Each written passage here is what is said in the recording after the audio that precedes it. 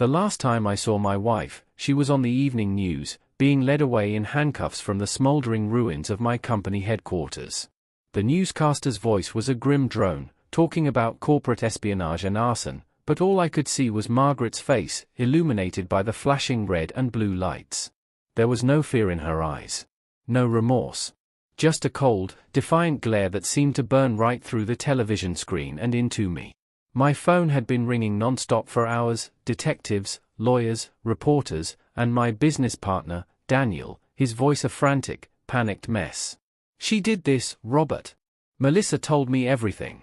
Margaret was selling our designs to a competitor. When you found out and threatened to expose her, she burned it all to the ground." I didn't answer any of them.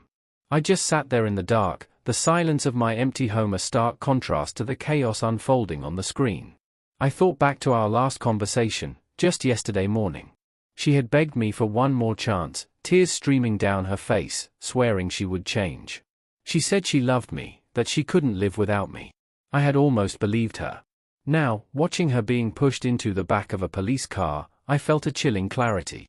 The woman I married didn't exist anymore, if she ever had. In her place was a stranger, a woman capable of unimaginable betrayal. I calmly picked up my phone, not to call the police or my lawyers, but to book a one-way flight to a country where no one knew my name. As the news report ended with a close-up of the charred company logo, I whispered to the empty room, "Goodbye, Margaret." It was time to disappear. Robert and Margaret were once the couple everyone envied. They met in college, two ambitious souls drawn together by a shared dream of conquering the world. I was the quiet, methodical architect of our future, the one who spent nights sketching out business plans on napkins, while Margaret was the dazzling force of nature who could charm investors with a single smile. We were a perfect team. I built the engine, she was the polished, irresistible exterior. For 10 years, it worked. We founded Innovate Dynamics together, a tech firm that rose from a garage startup to a city landmark. Our lives were a whirlwind of product launches, industry awards, and magazine features. We had the penthouse, the European cars, and the circle of influential friends. From the outside, we had everything. But success has a way of eroding the foundations you build on. The more we gained, the more I felt Margaret slipping away. The shared dreams we once whispered about in our tiny apartment were replaced by her singular, insatiable hunger for more. More status, more wealth, more admiration. Our conversations shifted from we to I. It was my network, my reputation, my vision. I became a background character in the story she was writing for herself. She started spending more time with a new, flashier crowd, people who measured worth by the price tag on your watch.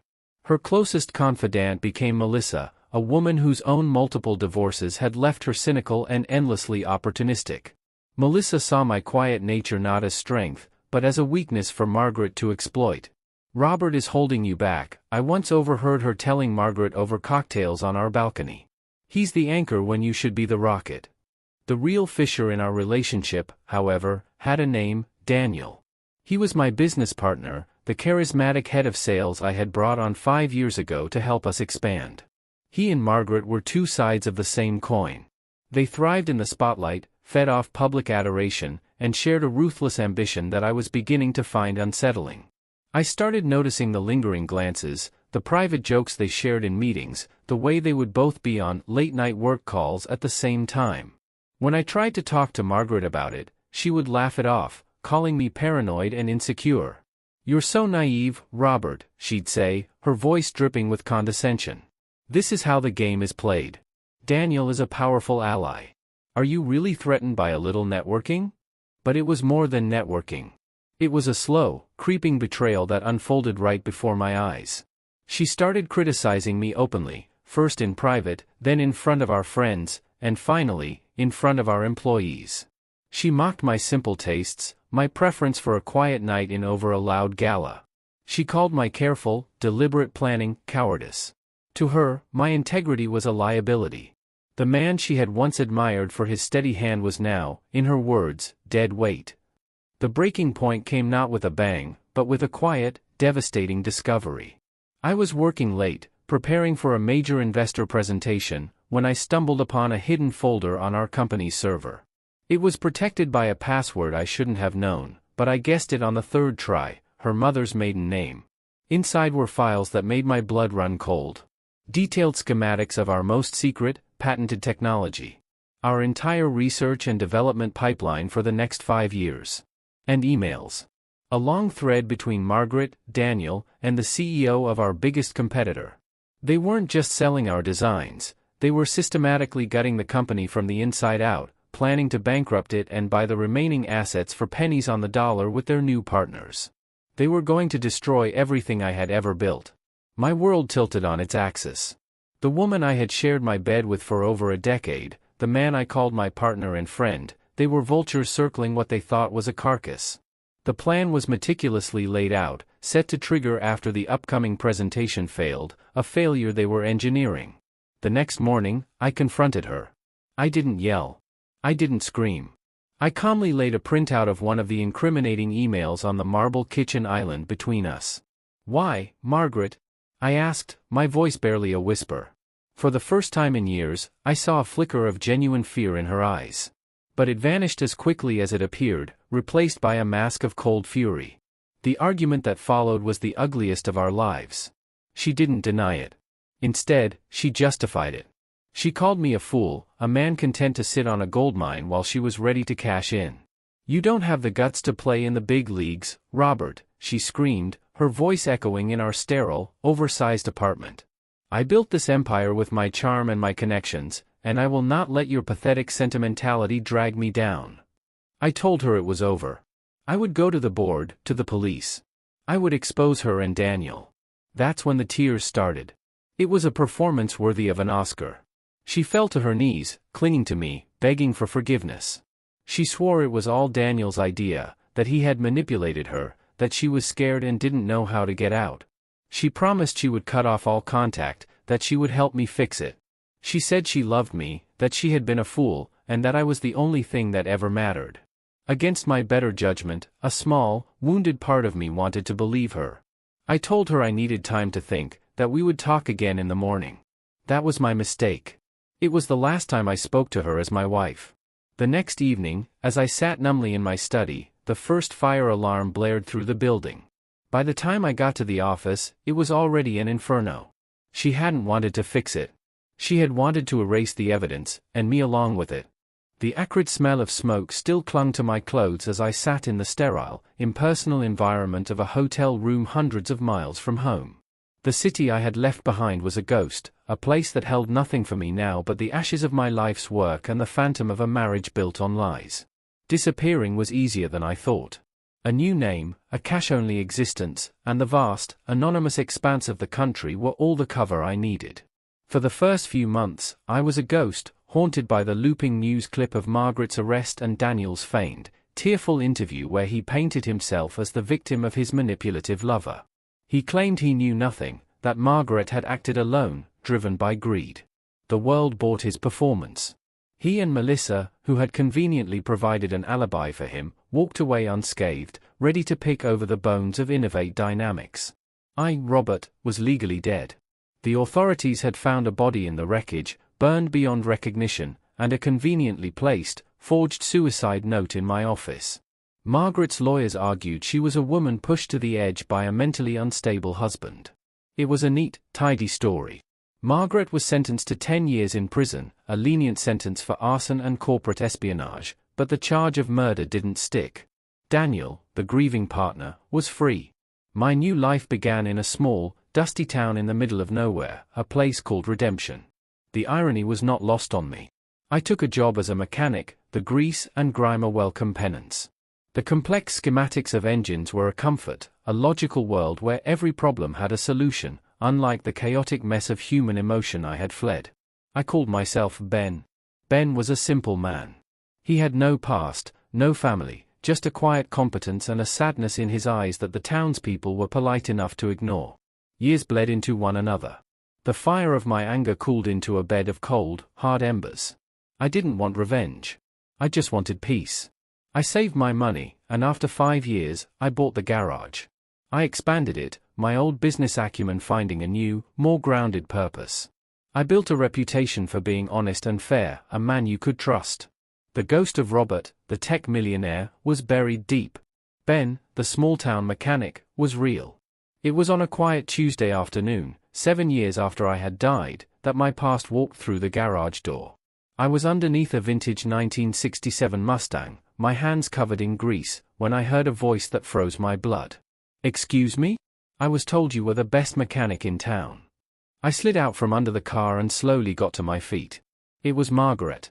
She looked different, yet achingly the same. The prison years had etched fine lines around her eyes and mouth, but they hadn't touched the defiant spark within them. Her designer clothes were gone, replaced by a simple dress, but she wore it with the same innate confidence. She was thinner, harder, but still undeniably Margaret. Her eyes widened, a storm of shock, disbelief, and something I couldn't name passing through them. "Robert," she whispered, the name hanging in the air like a ghost. You're alive." I didn't say a word. I just wiped my hands on a rag, my heart hammering against my ribs. "I don't understand," she stammered, taking a hesitant step forward. "They said you were dead." "The fire?" "A convenient story," I said, my voice raspy, unfamiliar even to me after years of disuse. The story came tumbling out of her. She had been released 2 years early for good behavior. She had nowhere to go. Her family had disowned her, her friends, including Melissa, had vanished. And Daniel. Daniel had played her perfectly. He had visited her in prison once, a year into her sentence. He told her he had managed to salvage some of the company's assets and was starting a new firm. He promised that when she got out, a share would be waiting for her. It was all a lie. He had used her confession to absolve himself, taken every last dime, and built a new empire with their stolen technology. He was now a celebrated tech mogul, living the life they had planned together, while she was left with nothing. "He destroyed me, Robert," she said, tears finally breaking free and tracing paths through the dust on her cheeks. "He took everything. Just like he took everything from you. I came looking for you. Not you, but your grave. I needed to. I don't know. Apologize. Say I was sorry." She had heard whispers in a nearby town about a reclusive mechanic named Ben who had appeared out of nowhere 7 years ago. A desperate, foolish hope had led her here. I listened, my face an unreadable mask. The woman crying in front of me was the same one who had stood coldly by as my world burned. The tears, the regret, was it real, or just another performance? "I was wrong," she choked out, her composure crumbling completely. "I was so wrong. I was blinded by greed, by him. But being in that place, with nothing but time to think, I realized what I had lost. It wasn't the money or the company. It was you. I destroyed the only good thing in my life." She looked at me, her eyes pleading. "I know I don't deserve it. I know you can never forgive me. But Daniel is having a gala tonight, 2 hours from here. Celebrating the 10-year anniversary of his company. Our company. He thinks we're both gone. He thinks he's safe. Help me, Robert. Help me take back what he stole from us. For you. For me. For justice." The conflict raged within me. The quiet peace of Ben's life was at war with the burning injustice Robert had suffered. Here was the woman who had betrayed me in the most profound way possible, asking for my help. She was offering the one thing I had denied myself for 7 years, a reckoning. Helping her meant stepping back into the world I had fled, becoming Robert again. It meant facing Daniel, the man who had smiled in my face while sticking a knife in my back. It meant trusting the woman who had lit the match. But watching her stand there, stripped of everything, a mirror of my own past self, a dangerous thought took root. Maybe this wasn't about forgiveness. Maybe this was about closure. The 2-hour drive to the city was a silent, suffocating ordeal. I sat behind the wheel of my old, reliable truck, a vehicle that knew only the dusty roads of redemption, now eating up the miles on a highway pointed like a dagger at the heart of my past. Beside me, Margaret was a statue carved from tension.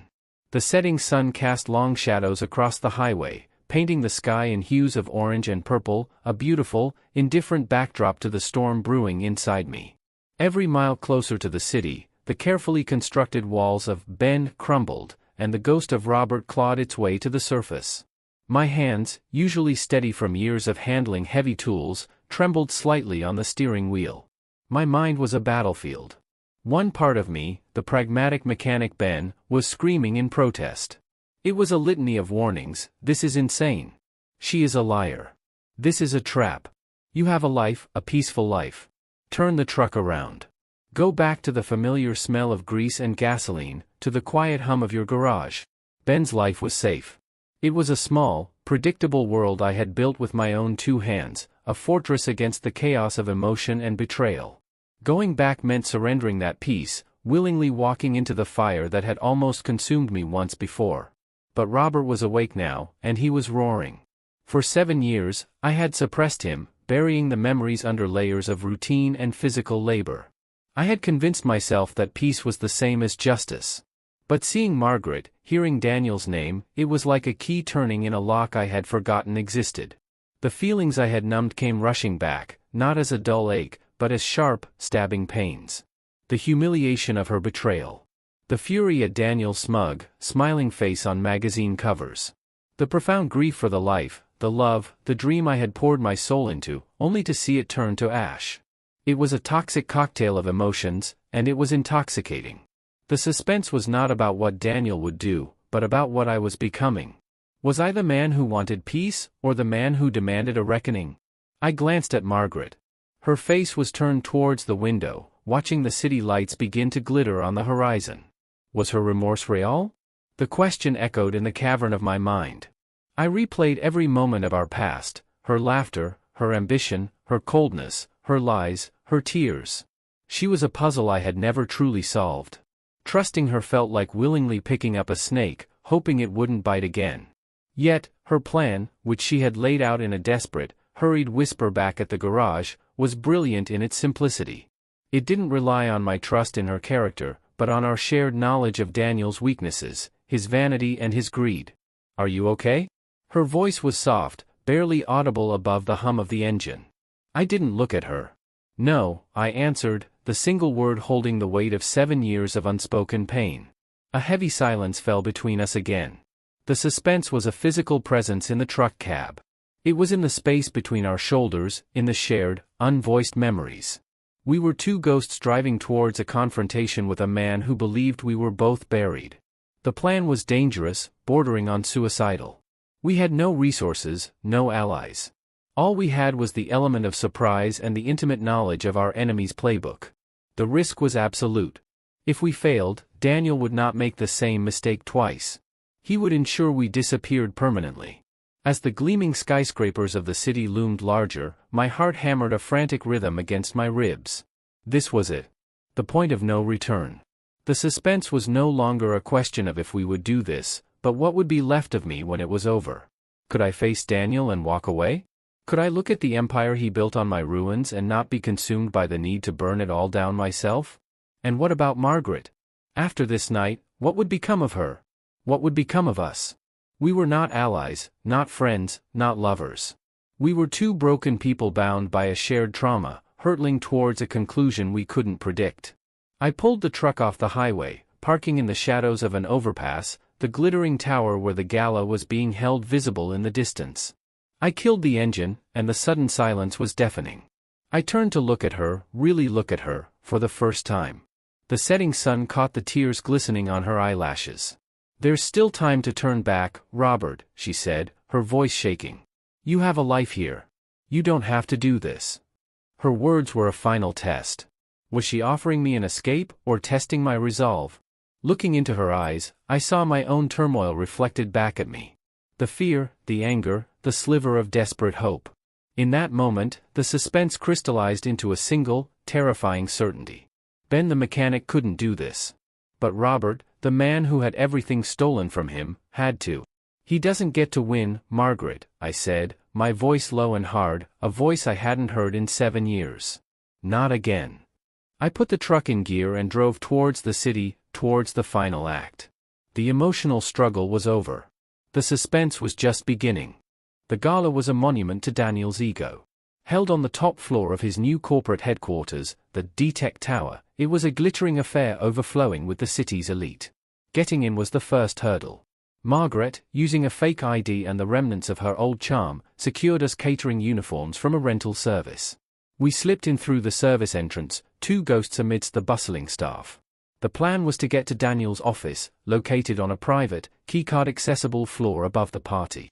That's where Margaret was certain he kept his red ledger, a small, unassuming notebook where he paranoidly documented all his illicit dealings, a habit he'd had even in our early days. It was our only proof. We moved through the periphery of the party, our faces hidden in the shadows. The sight of it all was a physical blow. The company logo, a stylized version of the one I had designed, was everywhere. The people, many of whom had once called me a friend, laughed and drank, celebrating the success of a company built on a lie. I saw Melissa, draped in diamonds, laughing at something a politician said.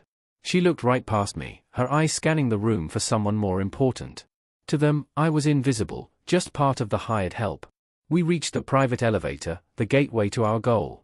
As expected, it required a high-level keycard. Now what? I whispered, the first snag in our fragile plan. Margaret didn't hesitate. She scanned the crowd, her eyes landing on a target.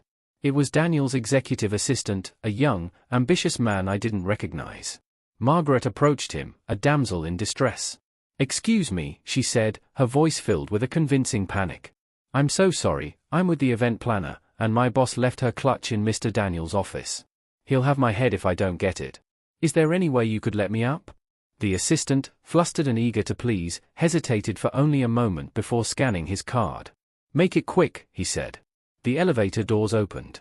We stepped inside, and as the doors closed, sealing us in the small, silent box, I looked at Margaret with a new, unsettling respect. The ease with which she lied was as brilliant as it was terrifying. Daniel's office was a shrine to himself. A massive portrait of him hung on one wall, and awards lined the shelves.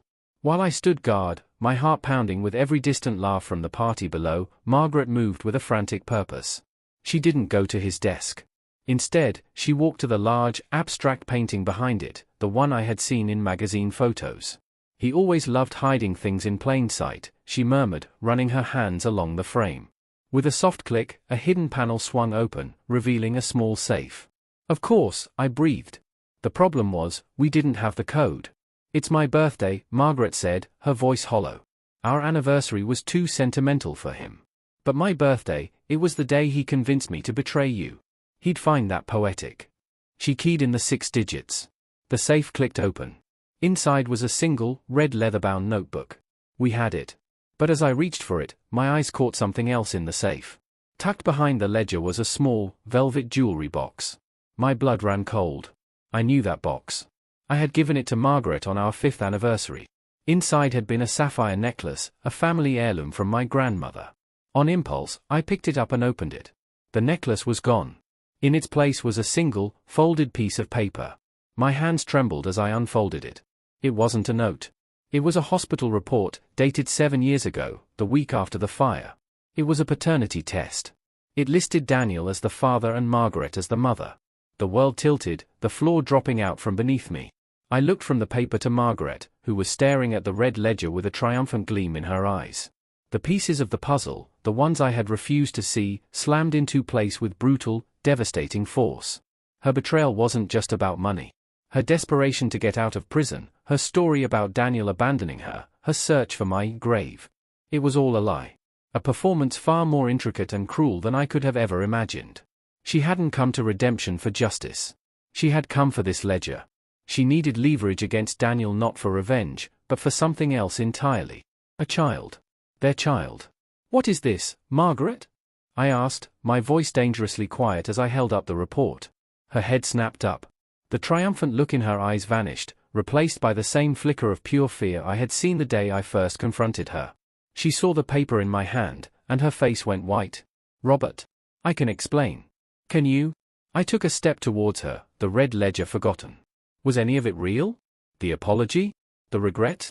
"He took my child," she finally screamed, the words tearing from her throat in a raw, guttural cry. "Daniel used my prison sentence to declare me an unfit mother. He took our son and vanished. I haven't seen him in 7 years. Melissa is the only one who helps me, who gives me information. He told me he would let me see him if I could prove my worth, if I could bring him something of value. This ledger is the only thing he wants, the only thing that gives me any power over him." This was the second twist, the one that changed everything.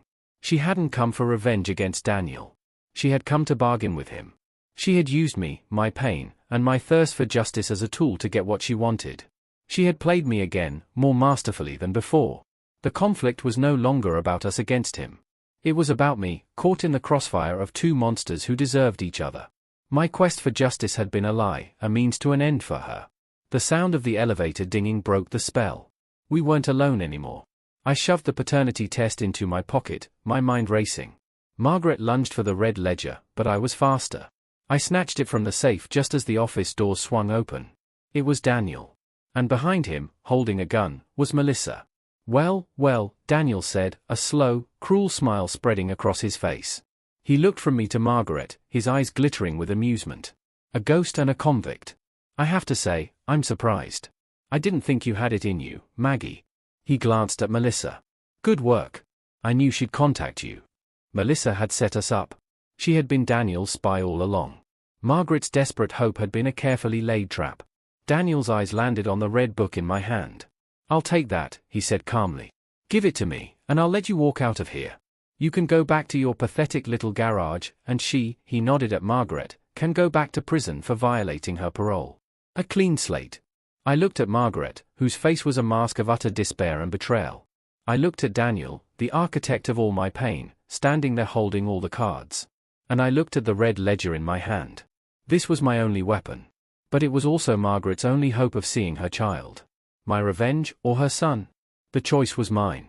The air in the office was thick with the silence of a standoff. Daniel's smug smile, Melissa's cold indifference, Margaret's shattered sobs, it was a tableau of betrayal. My mind, which had been a whirlwind of shock and fury, suddenly became icily calm.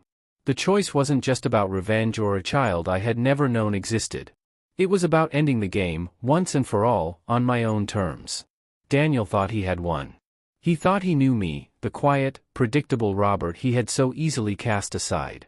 He was about to learn how much a man can change in 7 years of silence and grief. You want the ledger, Daniel? I said, my voice steady. I held the red book up. It's right here. But you're not going to get it. Not like this. Daniel chuckled, a low, arrogant sound. Oh, I think I am. Melissa, if he takes one more step, shoot him. Aim for the leg. I want him to feel this. Melissa raised the gun, her hand unwavering. She was no damsel, she was a predator, just like him. I ignored her. My focus was entirely on Daniel.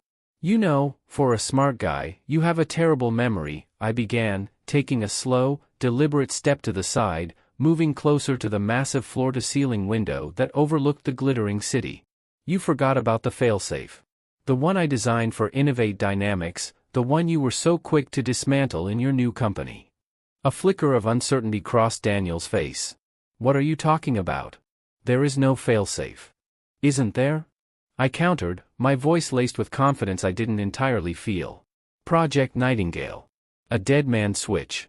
A protocol that, if not deactivated by me every 24 hours, would dump the entire contents of our servers, every design, every financial record, every dirty little secret, onto a public server for the world to see. I built it after I first suspected a breach. When you rebuilt this company on my stolen data, you were so arrogant you probably copied the server architecture line for line. Did you ever do a deep-level audit, Daniel? Or were you too busy posing for magazine covers? It was a complete and utter bluff. Project Nightingale had been a theoretical concept, a proposal I had made that Margaret and Daniel had shot down as paranoid. But Daniel didn't know that. I could see the seed of doubt taking root, the frantic calculations running behind his eyes. His entire empire was built on stolen, proprietary data. If that data were to leak, he would be ruined, facing dozens of lawsuits and federal investigation. You're lying, he snarled, but his voice lacked its earlier conviction. Am I? I held up my phone. This is the kill switch. I stopped the protocol from here. But it's tied to my biometrics. If my heart stops, or if I don't check in within the next 10 minutes, everything goes public. Your entire house of cards comes tumbling down. I was banking on his paranoia, the same paranoia that made him keep a physical ledger of his crimes. The standoff shifted. The gun in Melissa's hand was no longer the primary threat. The data was. What do you want, Robert? Daniel asked, his voice now a low growl. This was the moment. The climax of a decade of lies. I looked at Margaret, who was staring at me, her face a mess of tears and disbelief. She had used me, yes, but she was also a victim of the man in front of me. Her pain was real, even if her methods were rotten. My revenge could not be just for me. It had to be for everything they had broken. First, I said, my voice ringing with authority. You're going to transfer 51% of DTEC's controlling shares into a trust. A trust for your son. The son you stole from his mother. Margaret gasped, her eyes locking onto mine. Daniel's face contorted with rage. You're insane. That's never going to happen. It is, I said calmly. Because if it doesn't, your company, your reputation, and your freedom will cease to exist in about 8 minutes. I glanced at my phone. Second, you will set up a visitation schedule. Margaret will have unsupervised access to her son, starting tomorrow. The details will be ironed out by lawyers, but the agreement is made now. And what about you? Daniel sneered. What's your price? Money? A piece of the company? My price, I said, walking slowly towards his desk, is that you confess.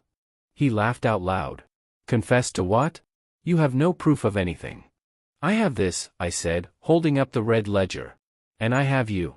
You're going to call the police, right now. You're going to confess to the arson at Innovate Dynamics. You're going to tell them how you and Melissa framed Margaret, how you coerced her, and how you orchestrated the entire thing to cover up your corporate espionage. And why would I do that? He spat. Because if you don't, I said, reaching his desk and picking up his heavy, glass nameplate, I'm going to destroy this ledger. Right here, right now. And then Project Nightingale will do the rest. You'll be ruined, but you'll be a free man, free to be torn apart by lawsuits for the rest of your life. But if you confess to the arson, you go to prison. A long, long time. However, the data leak will be contained. Your son's trust will still be worth billions. You'll be a monster, but you'll be a rich monster. And you will have provided for your son in a way you never have before. You get to choose your legacy, Daniel. A broke pariah, or a jailed genius whose son inherits an empire. What's it going to be? The choice was diabolical. I was offering him a way to protect the only thing his narcissistic ego might care about more than his freedom, his name and his lineage.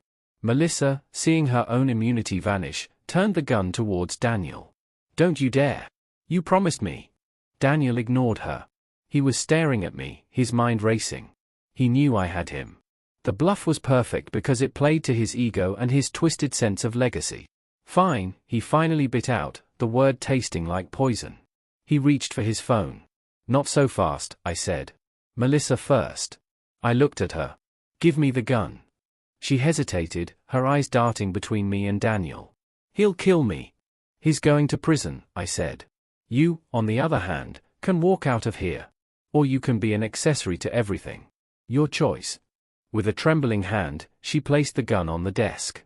I picked it up, the cold, heavy metal a final, terrible confirmation of how far I had come. Daniel made the call. He confessed everything, his voice a monotone of defeat. He implicated Melissa, detailing her role in the setup. As he spoke, I walked to the window. The city lights seemed to blur.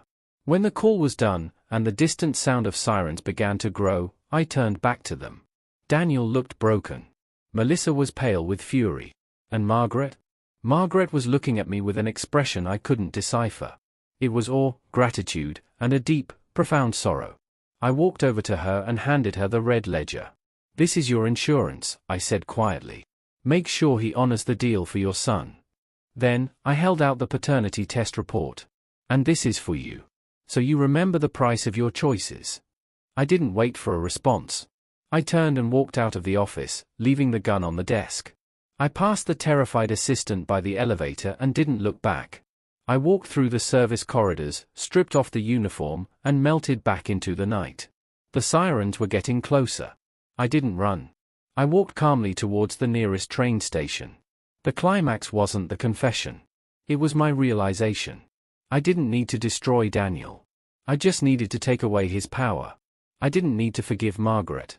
I just needed to be free of her. As I stepped onto the platform, I felt the weight of 7 years lift from my shoulders. Robert was finally at peace. And Ben could finally go home. The train ride back to redemption was a journey through a landscape of memory and shadow. The city's glittering skyline receded, its lights blurring into a distant, hazy glow until they were swallowed by the darkness. With each mile, the adrenaline of the confrontation faded, replaced by a profound and hollow quiet. I wasn't euphoric. I wasn't triumphant. I was simply empty. The great, gaping wound that had defined my existence for 7 years had been cauterized, the fire of my rage finally extinguished. What was left was the scar, and the man who had to learn to live with it. I didn't follow the news. I didn't need to. I had written the ending to that chapter, and I had no desire to read the reviews. I returned to my garage, to the familiar scent of oil and steel, and to the simple, honest work of my hands. The townsfolk of Redemption noticed a change in me. The deep-seated sadness in Ben's eyes had been replaced by a quiet, settled peace. The ghost of Robert was no longer haunting him. I had faced my past, not by running from it, but by dismantling it piece by piece. About a month later, a sleek, black car, the kind that didn't belong on the dusty streets of my town, pulled up to the garage. A man in a tailored suit got out. He wasn't a reporter or a detective.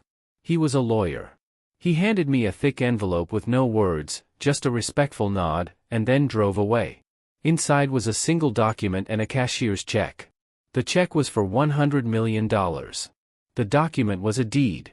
Daniel, true to his word and likely compelled by the threat of the red ledger Margaret now held, had transferred the ownership of the D-Tech Tower to a holding company under my name. It wasn't a gift. It was a message. It was blood money, an attempt to buy my silence and, perhaps in his twisted mind, to balance the scales. I looked at the check, a sum of money that could buy anything in the world, and felt nothing. I looked at the deed to the building where my life had been both built and shattered. For a moment, I was tempted to burn them both, to reject the final remnants of that toxic world. But that would have been an emotional act, the act of the old Robert. The new Robert, the man forged in the quiet wisdom of redemption, saw an opportunity not for wealth, but for a different kind of justice. The ultimate revenge wasn't in Daniel's imprisonment or Margaret's broken freedom. It was in legacy. It was in taking the poison fruit of their ambition and turning it into something clean. I cashed the check. I took control of the building. But I didn't move back to the city. I hired a management firm with a single, clear directive. The D-Tech Tower was to be renamed the Phoenix Project. Its purpose was to be completely transformed. The top floors, once home to lavish executive suites and boardrooms, were converted into a state-of-the-art incubator for young tech startups, specifically for brilliant minds who lacked the capital to get started. It was a place where ideas could flourish without the predatory influence of vultures like Daniel. I established a foundation, funded by the building's revenue and the $100 million, to provide grants and mentorship. The only condition for entry into the Phoenix Project was a commitment to ethical practices, a clause I wrote myself. I was using Daniel's own monument to his greed to systematically create a generation of competitors who would make his ruthless brand of business obsolete. I was undoing his legacy with his own money. One person who applied for a grant was a young woman with a brilliant but underfunded idea for a data security protocol. Her name was Melissa. She had avoided prison but was left with nothing, her reputation in the elite circles she cherished now worthless. Her application was, on its merits, excellent. I approved it. My revenge was not to punish my enemies, but to own them. She would now spend her career building her future with my money, under my rules, forever living in the shadow of the man she had helped destroy. She would be a daily reminder that I had won. I never saw Margaret again. But about a year later, a letter arrived, postmarked from a small, quiet town a few states over. There was no return address. Her handwriting was neat, hesitant. Robert. There are no words to apologize for what I did. Sorry is a hollow sound. I know that now. I live in a small house. I have a job at a local library. My son, Adam, spends every other weekend with me. He is quiet and serious, and he has your eyes. He likes to build things. I see you in him every day. I know you didn't do what you did for me. You did it for yourself, to find peace. But in giving yourself peace, you gave me a chance I never deserved. A chance to be a mother. The red ledger is in a safe deposit box. It is my promise to my son that the world you are building is the one he will inherit, not the one Daniel and I tried to create. I will not ask for your forgiveness. I have no right. I just wanted you to know that a small part of the good you put into the world has found its way here. Thank you, Margaret. I folded the letter and placed it in a drawer. It was the final piece of closure. She was living a quiet life of penance, and her son, the innocent product of so much pain, had a future. My revenge was complete. It wasn't a fiery, destructive act. It was a quiet, constructive one. I had taken their hate, their greed, and their betrayal, and I had transformed it into hope, innovation, and a second chance, not just for me, but for countless others. I walked out of my office and into the warm afternoon sun of redemption. A young kid from town was struggling with his bicycle, the chain having slipped off. I knelt, my hands, once capable of designing skyscrapers and complex software, expertly fixing the simple mechanism. The boy thanked me with a wide grin and rode off. I stood up, wiping the grease from my hands onto a rag. I was not a tech mogul. I was not a ghost. I was Ben, a mechanic in a small town. A man who had faced the abyss and had chosen not to become a monster, but to build something better from the ashes. And in that simple, profound truth, I found the only victory that ever truly mattered. I was finally, and completely, free.